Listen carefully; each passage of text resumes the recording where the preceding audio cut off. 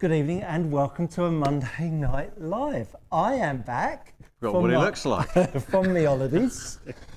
It's nice to be back in the show. I've been following you all a while I was been away. I was expecting some kind of barracking, dodgy questions from the sidelines. Well, the cocktails got in the way and the caddying got in the way and the coaching got in the way. But it's been great shows. Nick and Lewis, hopefully you've all enjoyed. Great weekend of golf. With the ladies' golf. Yeah. Oh, you played that course. I played that golf course. Yeah, I played that golf course 3 weeks ago, and it was. I mean, they had a couple of anecdotes. Actually, they were that hospitality suite on the 18th is held together with flat pack boxes. Oh yeah, Mark mentioned this. Oh my goodness! Don't be going in there, folks. And they also had overseeded with strips around the green, which didn't look nice. And I don't think many of the girls particularly enjoyed it. But great week for Annabelle Dimmock. She did well, top 10 it, I believe. Yeah, and Manon Roy, if that's the right pronunciation, the Belgian girl. We've worked with her in the past. Lovely girl. Came second. And what was noticeable, and Mark mentioned it, she's absolutely metronomic, but she's absolutely pounding it off the tee as well now. Fascinating to see. Yeah, a lot of the girls are power hitters now. There used to just be Dame Laura Davies, who was the long hitter, but now they all seem to hit it a long way. Friday the 20th, we've got a big night. Live studio in audience, 2 hours, and we've got two very special guests, which we are going to announce in a few moments' time. But first of all, we should have a little well done to the man behind the discs, shouldn't we? Yeah, I mean, the fact that you can walk today is quite fantastic, actually. I know. James, the man behind the camera and co-owner with Simon here at Precision Golf, he competed at High Rocks in London, raising money for his young boy George and the Great Ormond Street Hospital. Done a fantastic job, an amazing 1 hour 21. Very good. I took it all in his stride, even had a pizza on the way around. So full support. He was smiling at the end. I mean, that was vaguely disappointing. I know. I was hoping he was going to be retching and vomiting and looking like death. But actually, he wore it well, did his training really well. Right. Still just a 20 minutes slower than the other arm. Okay, not that Kate's mentioned that at all. If you, James is raising money, as I just said, for Great Ormond Street Hospital, for fantastic charity and hospital. The opportunity to donate, I'm sure James will be able to pop up the link. Thanksgiving. That was in America last week. Yeah, that was America last week. Just Giving page. Click the link and donate heavily. Would be welcomed. So, who's going to be on the show on the 20th? Well, we have got a couple of tour pros on. Oh, have we? Yeah, we have got, coming on anyway. Yes. And I believe... co-host as well, we have a co-host. I know, it's a star-studded audience and a star-studded cast, that's the word I was looking for. We have got the mighty Charlie Hull, he's going to be joining us for 2 hours, and DP World Tour winner Todd Clements is going to be coming and joining us for the show. And Sky Sports' very own Henny is going to be joining us to co-host the show. If you would get some order to the proceedings. If you would like to come and join us, you can do so by emailing Stuart at precisiongolf.co.uk or Simon at precisiongolf.co.uk and book your place. We've got probably room for about 30 to 40 people. We've got a good few people down already, so if you'd like to join in, do let us know, and we'd love to have you along. And of course, we'll be able to field your questions live instead of through the lens of a camera. Yeah, it's going to be great fun. Have you played any golf? Not for a couple of weeks back. Yeah, played in the wind a couple of weeks back. Yeah, which was quite fun actually, because it didn't rain too heavily. Didn't play with wind? No. The wind definitely beat me that day, that's for sure. But, no, it's good fun. Yeah, brilliant. Just to get out this time of year is, you're kind of just hoping you don't get mud up to your knees and things, but actually, it wasn't bad. Yeah. I want to shout out a special well done to my young protege, Christos Pillay.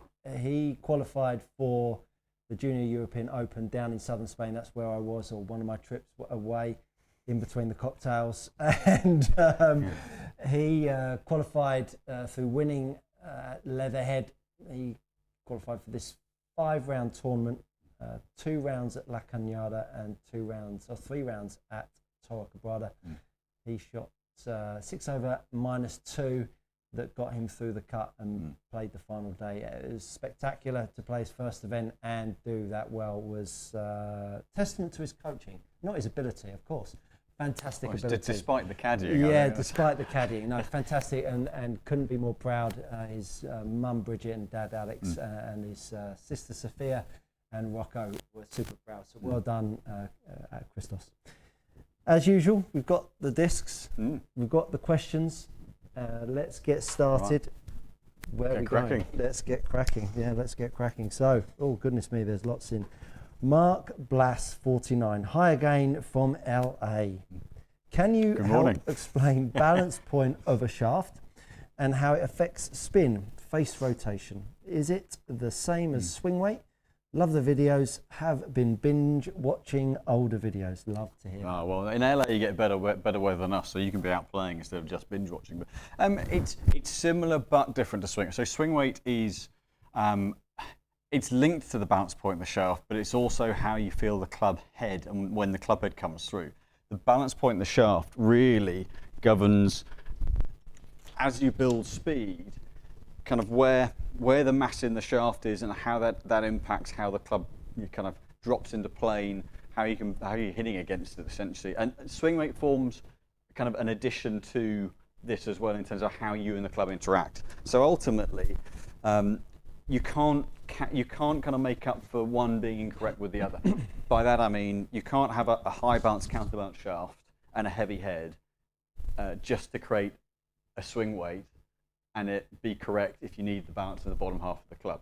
So it's about how the weight flows through the whole club. So you're using the balance point.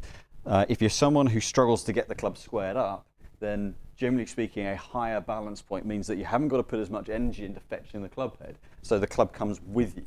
Whereas if you're someone who kind of pulls hard on the handle and tends to over-rotate the club head, a heavier balance point down the bottom end helps to just create a little bit more of a lag and a drop and gives you something to hit against.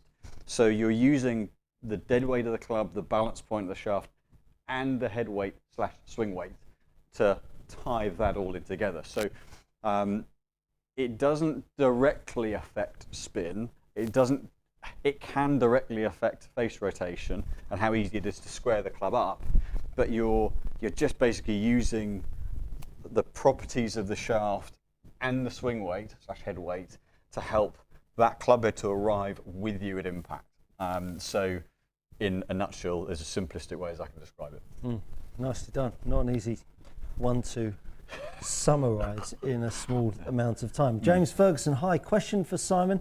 I have a dollar taper light KBS 120 shaft in Cobra Tour irons. I'm consistently missing to the right. If not a bit slicey, I have a set of pings with KBS Tour 120, both flex. I'm thinking of pulling the shafts and swapping them over, or is the difference negligible between shafts? I think I'll have to come up in the new year for a shafting. Always good for shafting stuff. Just double check, is it dollar taper light? Dollar taper light KBS 120. Okay, so the dollar taper light in the stiff is lighter than 120 grams. That's the dollar taper stiff flex. So if it is the dollar taper light, then that's going to be more like 100, 110 grams, 105 grams. So the lighter weight could be what's making you miss it right. So in the same way that balance point affects how you move the club down, if heavier club can actually create I hate the word release, but can help pull you through the ball and create a release. So if it's too light, you can always end up steering it outright, and the extra weight can end up taking you through, and actually the momentum pulling you around.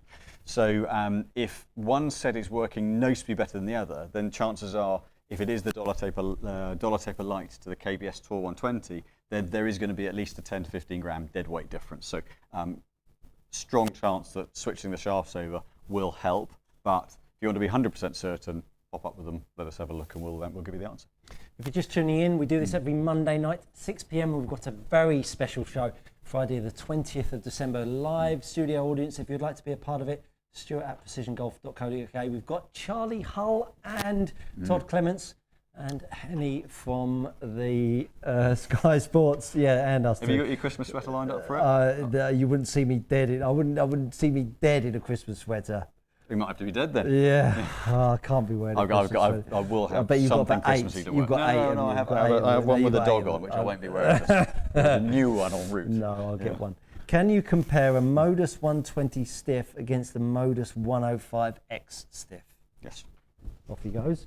While he does that, I will nip over to my channel and answer a question. Doug, good evening, Doug. Nice to have you along. A message for Stu.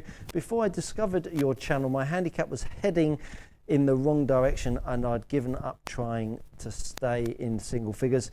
I end the season with a handicap that starts with an 8 and now have the passion to go lower. Thanks again, and good to see the dynamic duo back together. You are very welcome, Doug. Thank you so much for that feedback and insight. Kev T, evening both. Welcome back, Stuart. Thank you, Kev. Could you demonstrate what you consider the correct distance you should stand from the ball at address with a driver? Cheers. Kev, I can do that for you with the aid of Simon's driver. For me, I'm always talking about the opposition of trying to stop this handle from trying to push itself up into the sky.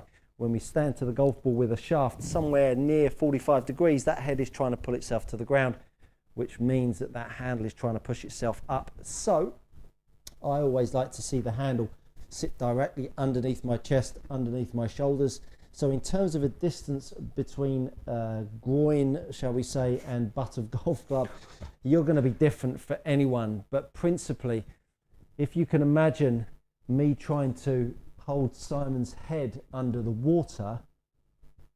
It's an interesting visual. You've been thinking about that for the last 3 weeks. Trying to hold afloat under the water, that pressure that I'm trying to force directly underneath my shoulders is where I'd like to be. And that is the same for all golf clubs. I don't like to see people standing taller with driver and more bent over with a wedge. So get yourself in the bath or the swimming pool in your back garden and push the float underneath it. And that's where you really want to see the gap between the butt of the golf club and you. Hopefully that helps. It's interesting with that, because actually, yeah, you want to be athletically positioned no matter what club you're swinging, whether it's driver or wedge. 100%, so whereas, 100%. yeah, there's no need to be. In old money, it was always where you stand a bit taller for a driver and then hold it forwards, and then you stand a bit more over it with a wedge. And then you go like that with a driver. Yeah. Nastiness. Nastiness. Yeah. Nasty. So right, we have the Modus 105X first. I'm gonna, when I switch them over, I'm gonna have a look at the swing weights. This one's D2. So Modus 105X actually swings more like 110, 111 grams. So, so it's heavier than you might think. The Modus series, the 120, the 105s, go about 4 or 5 grams up or down between the flexes. So it actually gets fairly solid in terms of weight. Balance point is very much in the bottom. The profile of the 105 or the 120 is the same, softer handle, stiffer tip. So we'll start with this. How many balls have you hit tonight? I did hit about 15 to get my back moving. Did you? Got it. Doesn't look like it is that successful because that's gone left and I flipped it. But yeah, oily. so launch was good contact, 17.5 launch, 4,850 on spin. So that's a pretty solid contact. I'm going to quit allow my head on that one. Certainly, it's still a solid feeling shaft. The X-Flex might make you think, well, of course it's going to feel stiff, but the Modus 105 and 120 being softer on the handle never feel overly harsh. But gives me a decent bit of feel for the club head. I'll swap this over. Is that a new little top you're donning there tonight? I've had it a little bit. It just doesn't come out that often. Yeah, no. Yeah. Nice little. I just thought I'd go bright tonight. Nice little pillar box red. Like that. Yeah, I like that. Thank you very much. Nice. Yeah. Ralph Lauren as well, huh? With, Jennifer likes it as well. Jennifer. Yeah, Jennifer always compliments me on this top. Yes, Very kind. Yes. So the Modus 120, switching that in, swing weight D2.5. So although the dead weight of the shaft on the 120 stiff is 114 grams, so it's only a few grams heavier. The swing weight's up just a little bit. It's just structure a little bit more stout in the bottom end. Swings, you can definitely feel in the pickup, you can feel a little bit more guts in the bottom end of the shaft there to kind of validate that heavier swing weight. And definitely got to fetch the bottom end of it through a little more. I've got to work a bit harder. So nearly as well hit. Slightly higher launch, so I've got a little bit more underneath it, 18, but 5,098. So just about 300 revs less spin for me with this shaft, but I've got to work harder to square it up. So they actually blend. You can go between the 105 and the 120. There's quite a consistent progression of weights, but as you go to the X to the R to the S, there's a bit of an overlap there. So you can blend up and down quite successfully into the 4 or 5 gram jumps, but the 120 will just swing a bit more heavy and feel a little bit more solid as a result. My sister's going to be here for the 20th by all accounts. She's trying to come for the 20th. Which you seem absolutely thrilled. I'm not. Yeah. As long as she'll Mr. Satterfield's not here as well. I know. My sister will throw me under the bus. You could be sure about that. Anyway, we'll make sure she's got a mic. Exactly. TTSJB. Good evening, gents. Good evening. I'm not going to repeat that. Just want to say a huge thanks for the quick turnaround on my driver and forward through Nick. They really are X-rated. Fantastic to hear. Great stuff. Guy Harrison. Evening, gents. Looking forward to a full bag fit booked in February. Recently changed grips to MCC +4 mid-size, 66 grams.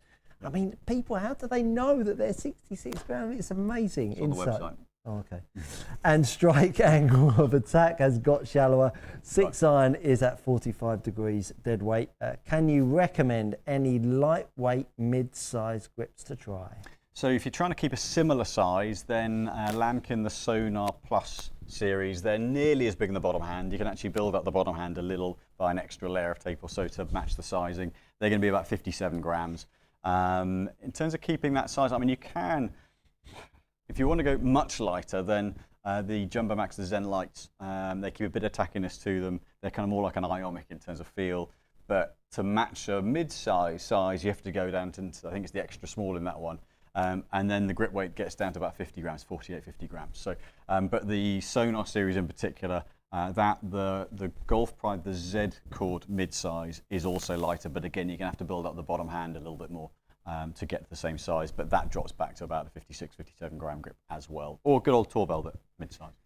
Ali Nerd, hi. For wood fittings, is it possible to be fit into 7 wood and 9 wood on the day with you guys, or do you just fit into longer woods? I don't use a 3 wood, so hitting that would feel a bit weird. Thank you. Yep, it's something that we're doing more and more of, but also over the winter we're putting in more shorter length options to, because we're doing so many more of the lofted woods. So that's something that we're augmenting the demo product that we've got here. Literally in the process of putting in about an extra 20 shafts at the shorter lengths across different weights and different flexes to facilitate better 7 wood and 9 wood fittings. So yeah, we've certainly got the new pings coming in, the 7/9 wood. A couple more, we've got the Titleist 7 wood, we're going to get the Cobra 7 woods, tailor-made I think as well. But yeah, we're going to be adding more and more to the 7 wood and 9 wood offerings where we can. Chris Burgess is back, you know who that is, don't you? Yorkshire Blade. He now just does. But he's infamous now. He now does TYB. I love Not that. Not infamous, famous. Chris, you need to change your handle to TYB. It'd be brilliant. It'd be brilliant. Anyway, Bring Chris, your own. hi, yeah. TYB. Hi. Show gets better every week. Generally speaking, how many? There was a comma in between that. Between it gets better every week. Generally speaking, I'd have taken that. That's it. How, generally speaking, how many grams of lead tape to increase the swing weight by 1? 2 grams. Very good. Yeah. So if you've got the kind of the normal thickness, it's about an inch or so. And the Yorkshire Blade goes on to say, yes, Stuart's back. Good taste, clearly.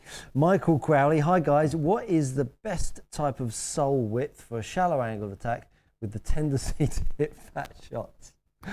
On which club? Good question. So I mean, yeah, if you're shallow and hit it fat, then it's actually not going to be the sole shape really, because that's more of a low point issue than a bounce issue. So it's actually over to this man. Yeah, I tend to overdraw my irons only. You can get cream to that. It is not a hook. It sounds like a man that has been teased by his golf. Draw. Yeah. Is it Mark? No, no, don't. I don't. So How was his draw? No, Mark's overdraw, Captain Cook. I mean, he didn't really hit any. I know, and I was going to let him have it as well, but he didn't. It never came into play. I like this. He says, I tend to overdraw my irons only. It is not a hook. I tend to miss to the right side of the green. I'm left-handed. Does placing lead tape on the toe slow down closure? If so, how many grams? In principle, yes, it does slightly, because I can't say it doesn't.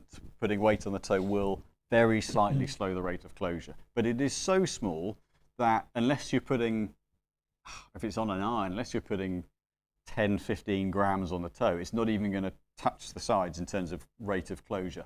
What it will do is it's going to affect swing weight more. So that's going to affect your general timing of when the club is arriving at impact. So please don't think by adding weight to the toe or the heel of an iron that you're going to affect, or lead tape to the toe or heel of an iron, that you're going to affect the rate of closure. You're just not, because a 6-iron head weight is 260 grams. You've got to be putting minimum 5% of head weight on to even remotely affect it, and by then you've made the head unswingable at that weight anyway. So it won't affect the rate of closure. Check him out. Papa B, hello young men. Stuart, can you please explain how to release the driver? My miss is a block right, and I'm told I need to release more, but then I just hook the ball. You're the best. Well, see, as you said, so sounds like you can correct it. Brilliant. I reckon Papa B's about 48. I reckon, he calls us young men the whole time, but I reckon he's being very kind. So release comes in a couple of guises. One is toe down. So that's turning it over, and the loft of the golf club is pointing to the floor. Now, to do that, the right side, the right forearm rides a little bit high and usually starts to occur at this part of the swing here. And because of that, that usually drags the path to the left, and therefore your path goes left. And then because you've closed your club face over, you've then got yourself a pull draw, which I can demonstrate nicely for you if you want me to.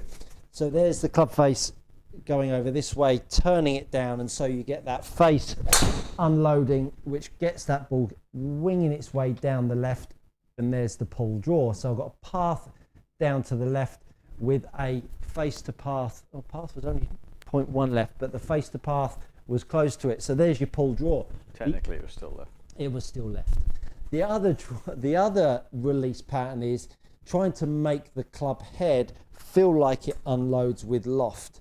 So the loft of the golf club points more up to the sky, and a great drill for that is taking the golf club in your left hand and just making swings where you feel like the club unloads, so that you start to feel like the back of the golf club, the back edge of the sole plate hits the mat, and therefore it will start to point the loft more left, but with some path that's straight. And the reason why it keeps the path a bit straighter is because the right arm actually doesn't try to turn it down, because that would take the loft off, whereas the right arm sits a bit softer and will help you keep the path a little bit straighter, so the club starts to track a bit straighter, but you then keep the face unloading and pointing it more to the left, which should get your path a little bit straighter, a bit more from the inside, a bit more up, and get yourself hitting a push fade. But it's the wrong club for it. It's too heavy. It's too heavy for me. But that would be more of the direction you'd want to work in. So when someone says just release the golf club, that's a kind of a misleading problem. You could also be hitting it right because you're hitting down too much. You could be hitting it right because the handle's rising. There's so many ways of hitting it right. Someone telling you just to release it, it's a bit of a red herring, that one. So I'd go a bit cautious with it if I was you. It's like one of those keep your eye on the ball kind of comments. Yeah, it really is. It really is. Where did I get to? Matt Swan. Morning from California. Good morning. I can just imagine you looking out with a nice cup of coffee. T-shirt on, shorts on. Yeah, devil. Question about grinds during wet months. Is it more advantageous to have a wider bounce in soft or wet conditions, such as a K grind. Happy holidays. Thank you again. Yeah, well, and I hope you had a good Thanksgiving last week. Yeah. Short answer, yes. There are two ways that bounce. I'm going to get a couple of wedges whilst I do this. Bounce away, Simon. Bounce away. Lots of questions coming in. Nice to see so many of you on. Feel free to give us a little like while you're watching and a share with your friends. That would be hugely appreciated. So there are a couple of ways that bounce is implemented. One is in width. So this is the K grind that Chris was talking about. So nice wide sole, but a gradual progression of bounce. And then on the Vokey, this is the D grind. So you can see it's peaked up higher here and then trails off at the back edge. So bounce takes effect both in the actual angle of peak and the width. So you can go higher bounce, higher effective playing bounce by having a wider sole without going higher angle, or you can go higher angle and not need to go wider. So if you tend to be a slightly shallower delivery, but you want a little bit of back edge protection, particularly if you've got a slightly softer turf type or kind of thicker grass, then going the K or the low K even will give you a little bit more to play with in terms of gauging the sole depth, gauging the strike depth. Over here in the winter time, the problem we have is that then the bunkers get really packed down. So if you go wide and you're trying to play a soft bunker shot, the back edge catches and kicks. So over here you might want to go higher bounce by going into more angle but then trailing the back edge off. So there are two kind of ways you can do it. If you're steeper, you need the angle, and if you're shallower, the wider is a good way to go. But both are valid, and you know, it really, I mean, the short answer is yes, but I'm not very good at giving short answers. But yeah, both are valid depending on how steep your angle of attack is or how much you de-loft. So they're both options, just depending on where your low point is and how you get there. A big thank you to Niels Axelson for a very generous donation to the Just Giving page for James's pledge to Great Ormond Street Hospital. So thank you so much for that, Niels. Very, very kind of you. Noel 1988, evening gents, good evening. I'm using Kai 2 White. Kylie. Okay. Kylie, I'm going to guess. Kylie White, Yeah. The shaft is a little hard work. Just wondering, what is smoother shaft my swing speed is? What is smoother shaft my swing speed is? What is smoother? What is a smoother shaft?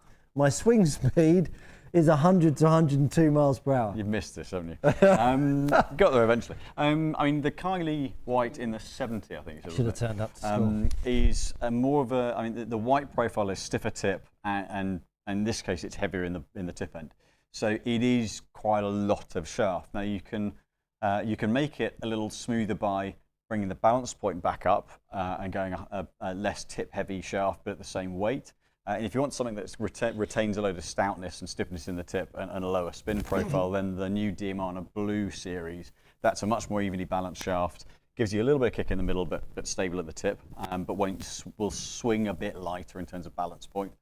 Or you can go a little bit lighter, so drop it down to kind of mid-high 60s. You could go into the Kylie White in the 60, but it depends how much weight you'd want to drop for that. That's the kind of thing that does need a bit of testing. But you know, both options are viable ways of making the club swing a little bit easier. I had a bit of a thing for Kylie Minogue. The link for Just Giving page is just been highlighted there by James. Do feel free to go over there and empty your bank account. Evergreen is Miss Minogue. Yes, she really is. She really is. Niels Axelson would have loved to join you for the Christmas fun. We would have loved to have had you here, but it is a bit far from northern Copenhagen. We'll pull out a glass of Glog Xmas drink and enjoy the show from remote. Niels will probably have, I'm assuming, might well have snow. It might actually be a wintry, Christmassy outlook for him, whereas here we just get, if it does snow, we get slush. We're going to have to set, I think we need to set a winter scene up here, James. Hey, a little bit of a winter scene, a bit of snow on the sides. Just saying. Possibly. Just saying. Or like this bit. Yep. Let's not talk about that. Sorry, low blow. Low blow. Joseph Worthley noticed many Srixon sponsored pros playing other drivers. Interesting. Keegan, Ping, Brooks, TaylorMade. Are Srixon drivers not so good? I think you've seen Shane Lowry using one, Brooks Koepka using one, Hideki Matsuyama using one. So it depends what kind of contract they're on. A lot of the Srixon players might be contracted just for irons or for the ball, or so it depends what kind of deal they're on. But their top line players are actually have been playing the driver. The LS in particular has been a really good head. Next year's models I have hit, can't talk about them, but they're really solid as well. But it is certainly, I think, where Srixon have had their strength has been in the irons, obviously Cleveland wedges as well. Their irons have been fantastic for a number of years, and that I think is where most of the players have gone over to them for the irons, so that's why you're seeing them in those. I mean, Scotty Scheffler using the driving iron in his 3 and 4 irons, so if he's using them, then that says something about the quality of the product. That's very interesting. David Smith, hi guys, looking for a utility 4 iron to complement my T200 fitted by Precision Golf with NS Pro 950 Neo as ping 430 7-wood flying too high in the windy conditions at Dunstable Downs Golf Club.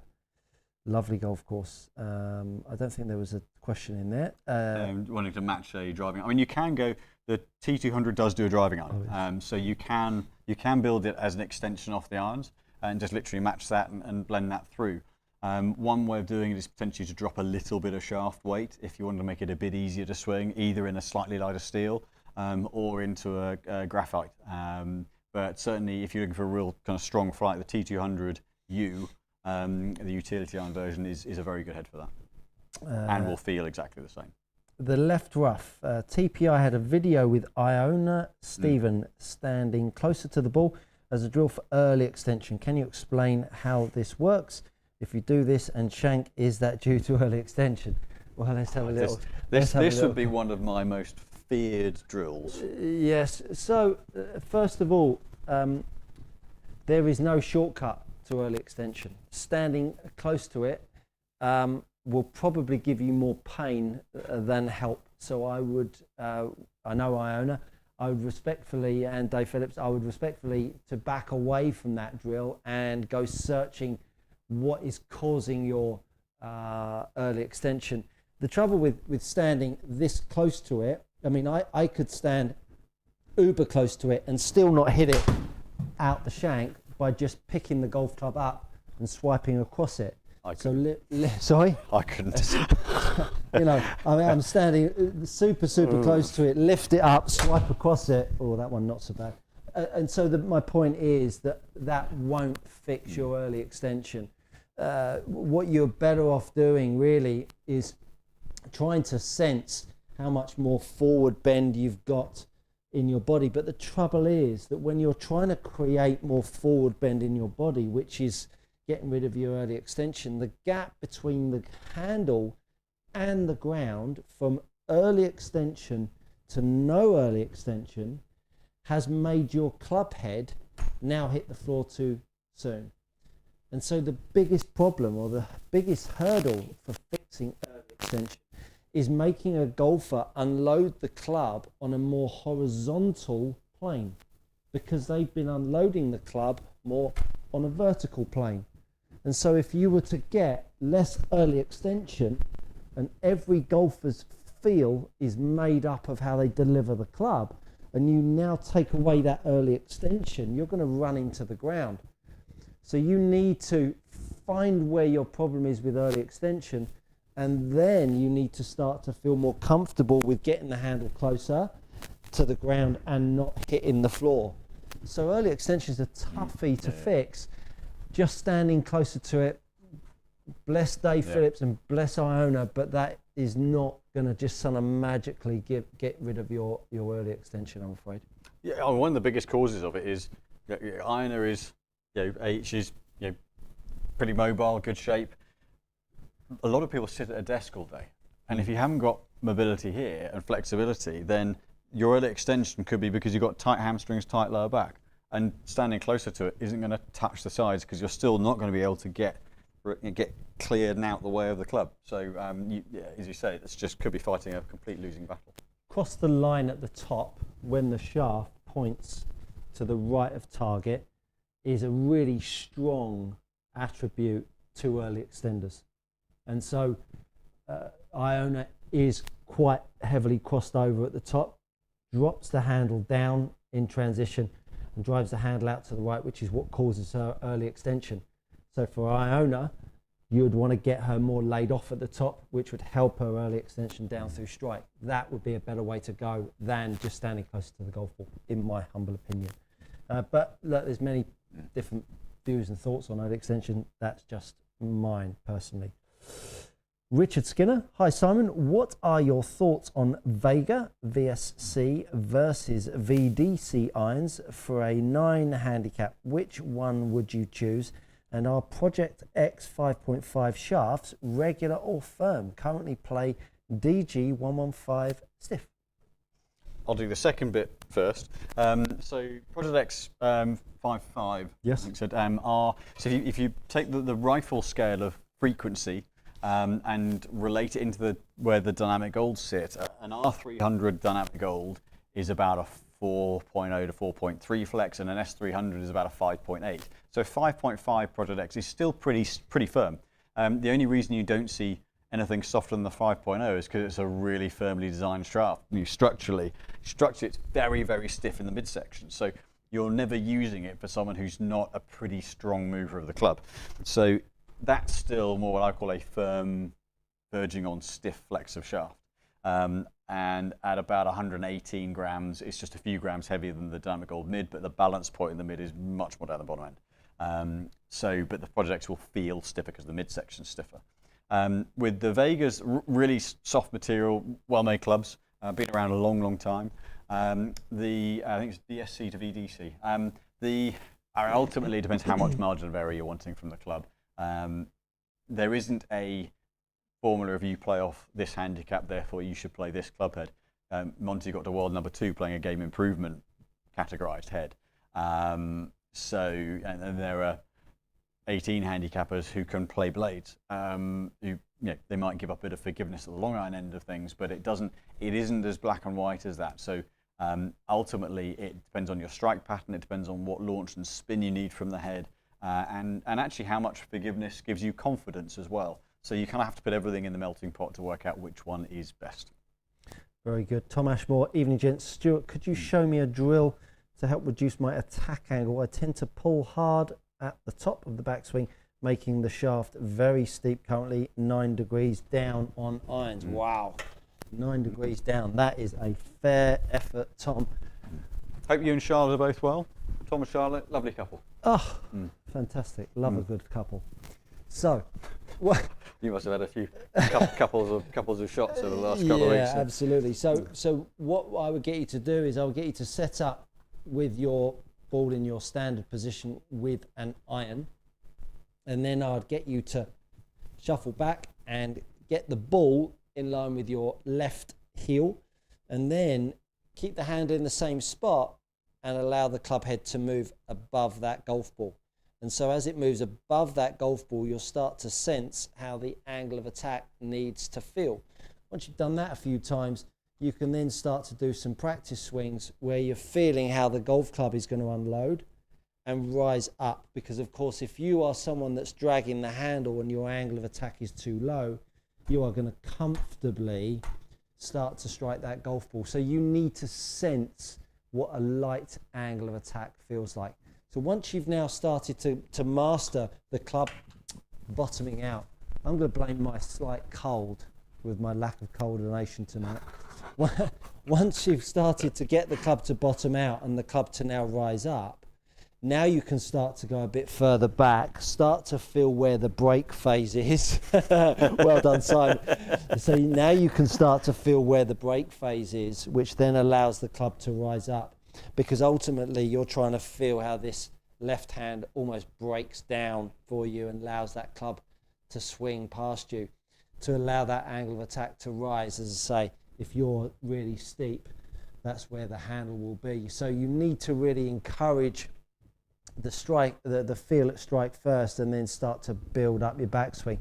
So that'll be a little drill to help you with that. I've done a video on attack angle on my channel, so go check that out. There's plenty of videos on there that will help you with that. And I think while I was on attack angle, Simon, I had a question. Mark Rowley, hi fellas, I'm suffering with light attack angle with irons, topping the bottom groove, shots, all other numbers are good. So a good drill. Can we take your bag towel off? Is that come off fairly easily? Yeah. Perfect. So get yourself a bag towel. Yes, of course it comes off really easy. Yeah. Here's one we made earlier. Perfect. And what you're looking for, so angle of attack is really just pressure down that way. Angle of attack is all too often seen as trying to make the handle have more shaft lean, or the club have more shaft lean, which really doesn't create more angle of attack. So what you want to do is get yourself a bag towel, put it in your left hand and hold it up into your sternum, and then grab the bag towel with your right hand. And then what you want to do is you want to try to stretch the bag towel out. And then what you're trying to do is stretch that bag towel out down through strike, so that you feel like you're creating pressure down from the shoulder, which will now make that golf club head feel like it's going to rise back up, which is the sensation that you want to have really with both hands. And I've got a TheraBand drill that I put a TheraBand around my neck, push the TheraBand down from underneath my chest, which allows me to feel like I've got some pressure down on the handle, down through strike, which actually creates the shaft lean that everybody's trying to see. But it's not coming from a sideways pressure, it's coming from a downward pressure. When you press down and you move around, look how much shaft lean we create, and look how much height in the club head we have coming into strike for an angle of attack. So angle of attack is coming from a force downwards, not a force from the side. You can also get an angle of attack improvement by changing your path to more outside in. Wouldn't recommend that, but that's how it can improve. But you can also negatively affect obviously your path, and then you've got problems with your face alignment. So try that little drill with that bag towel, and that should help you out with your angle of attack. Yeah, as you say, most people just shove the handle forward and then miss the world right. Correct. So, yeah. Correct. Yeah, nasty stuff. Great advice. Richard Skinner, I have done. Lee, do you like the way I did that? Lee Byneck, hi guys. I got fit by Titleist for GT3 with an ADUB 7X 45.5 shaft.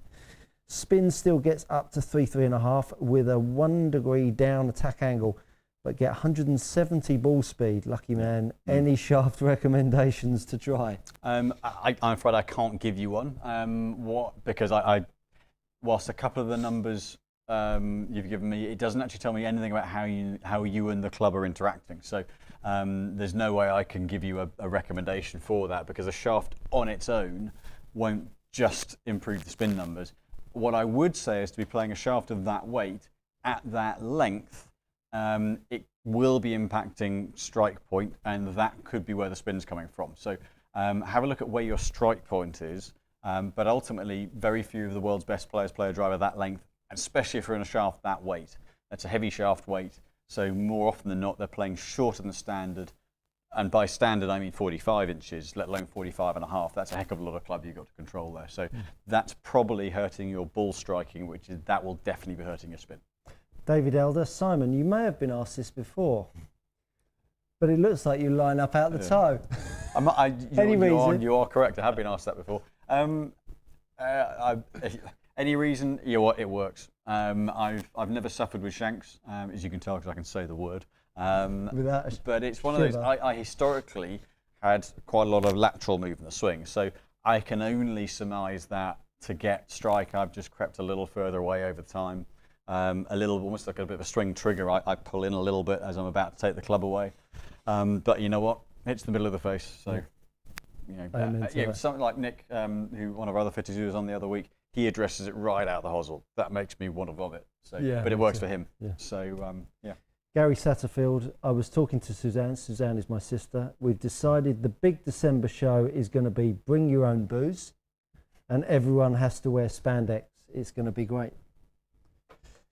I think that, we'll leave that show there. might have to be on a different day. I think we'll have to put it up later. later. Have to be 10 p.m. or something. Yeah, absolutely. Where are those clogs? I know. Yeah. Lee Roberts, evening guys, evening Lee. Can I bend my 58 to 56 degree? Currently play PW 47, 52 and 58. Was wanting to go 52, 56, 60. Do have a fairly shallow attack angle and play tighter types of fairways. Thanks. Can you bend it? You can. It'll look offset. So that's one of the things that you are going to notice. It's going to push the leading edge back from the shaft. You're going to see that offset at address, which not everyone likes. It will take 2 degrees of bounce off. So is it doable? Yes. And will it work? I can't be certain. So they might be the TW wedges if I'm right. The Tiger Woods grinds. Is it PW or TW? PW. Want to play PW 47. Oh, Pitchwood 47. So it depends what your bounce is and what your sole shape is. There are some wedges where you're going to really bring that leading edge tight to the turf. But is it doable? Yes. Will it work? Possibly not. Very good. Mr. Titleist, evening gents. Fatted a few iron shots yesterday out of nowhere. Can't beat that. Can't beat a good fat. Yeah, especially when the mud gets you in the face as well. As had been striking it lovely. Might be weight transfer issue. Great show. Question mark. No, grip pressure. Just go with grip pressure. Lighter grip. You'll load it more and you won't unload it early. That would be the best way to go. Problem is you're probably starting to think about it as well. That's always a real no-no. Chris Burgess, the Yorkshire Blade. If adding tape to my Cobra blades, where should it be on the back of the blade? Top, middle or bottom? What was that show of? That's a hot spot, not. Can you please demonstrate? Thanks. I mean, you can put lead tape. I'll use a wedge head here. Bear with me whilst I get a little bit of lead tape. So where you put that lead tape, so you can probably hear me but not see me. Where you put that lead tape, whether it's at the top, middle or bottom of the head, doesn't make the blindest bit of difference, other than you're putting lead tape at the top, middle or bottom of the head, because you're not moving the centre. Technically the centre of gravity is moving a bit, but it's not moving enough to affect anything. You're just changing the dead weight of the club head and therefore the swing weight. So you can put it anywhere it's most likely to stick. I would tend to put it central, right in the middle of the back of the head, right behind the strike point. But ultimately, wherever you like on the back, as long as it stays on, make sure you give it a wipe, bit of acetone or a bit of, depending what you've got at home, if you've got anything like, trying to think, what you likely to have at home, James, that might be white spirit, something like that? Vodka would actually work. Yeah, anything to just give it a clean off so the lead tape sticks. But ultimately, yeah, central on the back's probably the best place. Chris Burgess, hi Stuart. Iona's early extension is due to a physical reaction to having really tight hamstrings. So they said, well, I would disagree with that, Chris. Sorry to go against the tide, but I could get Iona in posture through strike without any issue, and whether she's got tight hamstrings or not, personally. David Smith, thanks for your insight on the T200. For you, will book fitting very soon. Great to hear. Will M. What is a good iron for someone who takes off loft? I swing 84 miles an hour, 7-iron. Neutral path, neutral face, need more height. So depending how, if you can afford to give up a little bit of forgiveness, Titleist T100, Ping I230, the Cobra, the King Tour, that's a good head for that as well. Those are 3 really good heads retaining a little bit of flight. If you're wanting forgiveness, then the Mizuno, the 925, hot metal, high launch. Brilliant head for that. Oh, thank you, James. Thank you, James. I've missed Tarek. Tarek, please accept my apologies. Hi, Simon and Stuart. Good evening, Tarek. My apologies for missing you out. What are the most effective ways for golfers to maintain or improve their skills during the winter months when on-course play is limited? Well, if it's the Tarek, I think it is. He's in Estonia, so I doubt there's a lot of winter golf in Estonia. Yes. Well, I mean, Tarek, TrackMan, skills testing, that's the way to go. Play as much skills testing stuff as you possibly can. mixed with a little bit of on-course simulator stuff, but skills testing is really the way to go for me. Yeah. Leo. Bit of jeopardy if you practice chipping and pitch shots in the home, because then pressure. You can practice your pressure shots. I can't believe not thinning something into an ornament. Yeah. I can't believe I missed Norwegian Warhound. How disgusting of me. Sorry. Might be a question for Kate, but was one. Well, I mean, James is now. On the edge of Elite 15 for men.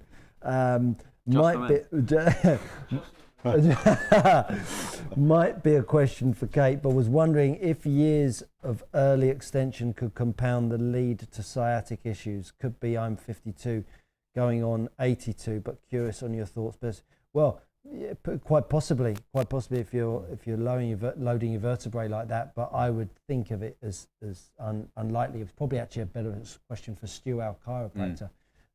We'll try and get an answer on that one for you, as I missed you out. Yeah, I was going to say that probably the early extension is unlikely to be the cause of the original, should we say, tightness or injury.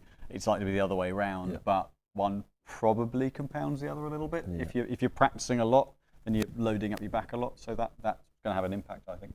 Yeah, agreed. Mark Howard, hi. Could you explain to me why I'm pulling my irons left? I would love to try. Wedge is fine and driver fine. Driver and wedges heavier weights, stiffer, and irons are regular 95 grams, assuming lighter shafts the issue. More than likely. Again, we can speculate on this one, but if you're I think kind of a heavier, like the standard wedge shaft weight is around 125, 130 grams. The standard wedge shaft is at least 115. There are a few that are a bit lighter now. So if you're at 95 in your irons, chances are that if you're hitting your wedges well and pulling your irons, chances are the irons are on the light side for you. So that sounds a pretty good chance of that. Papa B, God bless you, Simon. I'm old enough to be your father, but I can still walk 9 with the best of them. I hope you dress like Darth Vader as well. Yeah. There will be a time, I'm sure, where you can post photos on YouTube. Falcon 15, that's a cracking name. How popular have the Golf Is that Pride? another Star Wars thing? And it must be. Yeah. What was it? I don't know. James fitted a pistol type to my Marksman a few weeks ago. I'm a right-handed putter, but reverse grip. Accuracy and distance control has been amazing. There you go, James. Very good. You watch, every golfer in the land is now going to be getting that online. Connor Knight, can't wait for my iron fitting on the 28th of December. Best to come in with quad data or not as you use TrackMan? A lot of the numbers are still very relevant. They measure club speed at a slightly different point relative to impact. So quad just before, TrackMan generally just after, and quad measures toe end of the club. TrackMan measures the across the back of the club. So the club head speeds are marginally different. Some of the algorithms on the distance are slightly different, but actually launch angle, ball speed, spin rates are all relevant to have. So data is always a good thing to start with. So if you've got info you can bring in, bring it in. Just if you can bring in averages rather than a massive folder of data, that would be great. We are incredibly excited to announce that on Friday the 20th of December, we're going to be doing a 2-hour show with myself, Simon, Henny from Sky Sports, and the mighty Charlie Hull and Todd Clements will be joining us in the studio. We are doing a live studio audience. If you would like to be a part of that, it starts at 6 p.m. for 2 hours. Friday the 20th, if you'd like to be a part of it, Stuart at precisiongolf.co.uk or Simon at precisiongolf.co.uk to book your place, bring a friend, and we would love to have you here. There's enough room for 40 or 50 people. We've got quite a few down already, but if you want to take those last few spots, do drop us an email. We will need you to be here by 5:30, so bear that in mind. We want to have everything set up. Yes, absolutely. Whilst the show starts at 6, we want everything to be here, plenty of time to start, so that hopefully the doorbell doesn't ring once we start. Yeah.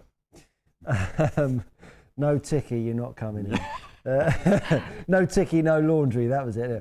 Andrew Hommant, hi chaps. Have I done that right? No, I've missed out Craig. Craig T, TSR 16.5 fairway. Could not beat my Sim 2HL. Yep. Are GT fairways a big improvement worth trying from what you have seen in fittings? Depends on your strike point. So if you're someone who gets the ball up the face well on your TSR or on your TaylorMade fairway, then they're good across the face, but the big improvement on the GTs has been low on the face. So that was a real area that Titleist were trying to improve on, particularly GT2 flights it up more, but both are noticeably better low on the face. What was the TaylorMade fairway that he's got? He has got TSR 16.5 fairway could not beat my Sim 2HL. So, I mean, the Sim 2 is still a good head. TaylorMade have made some very good heads across the years, and particularly in fairway woods. Going to be a little bit more forgiving. I would suggest that low on the face is going to be a bit better. There's definitely been an improvement from TSR to GT in that respect, and that would be the really be the area I would say where they've improved. So if your strike point's low on the face, then it's worth giving them a test. Very good. Andrew Hommant. Hi chaps, excited for my ZX57 irons arriving in time for Christmas.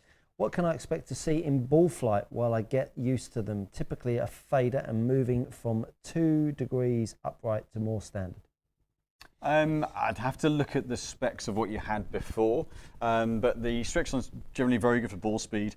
The 5s pick the launch angle up really well as well. So I'd expect you to see reasonable launch, upper mid launch, but with a stronger peak to the flight. But without knowing what your previous specs were, I wouldn't be able to give you too much of an indication on what you're going to see, I'm afraid. Very good, very good. Great heads though. Daniel Winterbottom, we're into the last 4 minutes of the show. Really? I know, it goes so quickly. 2 hours is going to go like that as well. I know. Dan, I'm worried about our game. We need to up our game. There's going to be some good golfers in the studio, and you're hitting balls every day. Like, he likes to think that. I will be between now and then. Yeah, yeah, me too. I think it should be blondes versus brunettes. I think yeah, challenge. True enough. Daniel Winterbottom, hi gents. Enjoyed the tips regarding swings. I get steep at the top. What do you mean by steep? Do you mean high hands? If so, that doesn't necessarily mean you're steep. Swing left with an open face and steep attack angle, but manage to hit it okay. Any advice to make it more manageable? Make your club face more close to your path, and that will shallow you out a little bit more, or think about maybe turning your right hip a little bit earlier in your backswing. Chris Burgess, which wedges have no offset, can't look at offset, makes me nauseous? Miura, a good one for that. Oh, obviously not cheap, but Miura, a good one. I mean, one thing you can do if you really want to take any offset out is go a slightly lower loft and add loft, because that brings the leading edge forward. So if you can get the right grind on it, then you can go a lower loft, add loft, brings the leading edge forward, but adds a little bit of bounce as well. Others with very little offset, the artisan wedges have very little offset.